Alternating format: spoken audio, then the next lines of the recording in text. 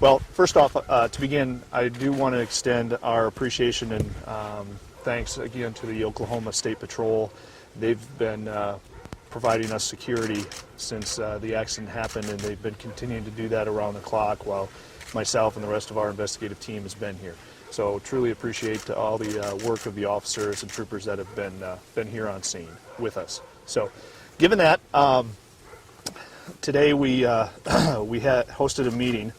This morning we've had several members of my team come in at various points in during the day yesterday. So this morning for a couple hours we hosted a meeting and formulated a game plan moving forward with our investigative activities. Today we finished documenting what we could at the accident site here, as the wreckage is back in the wooded area just to my right. This afternoon we did bring in some equipment with the help of the Owasso Fire Department. I do want to give those folks a thank you as well. They provided fire support while we had to do some cutting and removal. We did remove both engines and propellers from the aircraft wreckage. Those engines and propellers were brought to a location where we have a group of investigators that are removing airframe pieces. We're basically stripping the engines down to their core at this point, and those engines will be boxed and crated and shipped to a facility where we're going to be doing further detailed examination next week on both the engines and the propellers. In addition, we've had a team of folks that specialize in reviewing maintenance records. A number of the maintenance records for the aircraft have been gathered, and those have been reviewed throughout the day today.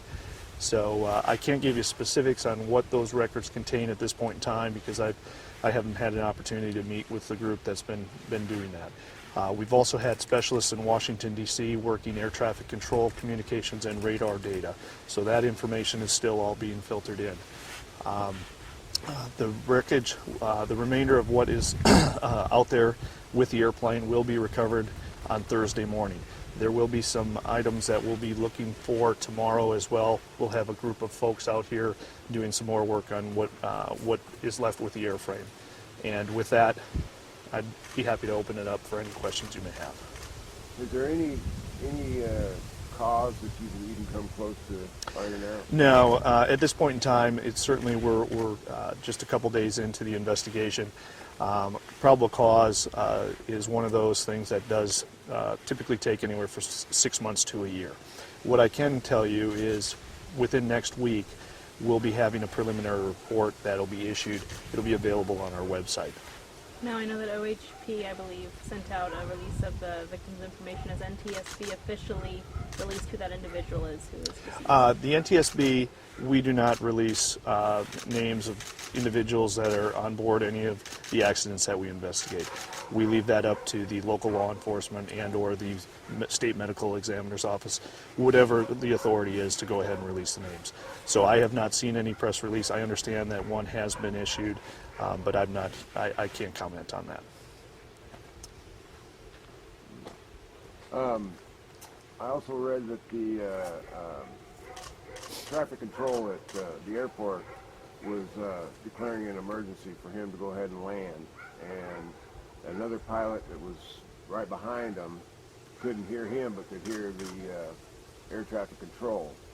Isn't it normal for the pilot to declare the emergency, or how does that work? Okay, just so I understand your question to make sure that I answer it appropriately, you're asking about whether the pilot declared an emergency or air traffic control declared an emergency for the pilot. Is that what you're asking? Okay. Exactly what well, at this point in time, I have preliminarily listened to the communications from the tower and the pilot, but at this point in time, I can't comment. We still have, like I said earlier, we have specialists in Washington that are trained to evaluate those communications and what exactly transpired and what was said and what wasn't said. So that information is still all being gathered at this point.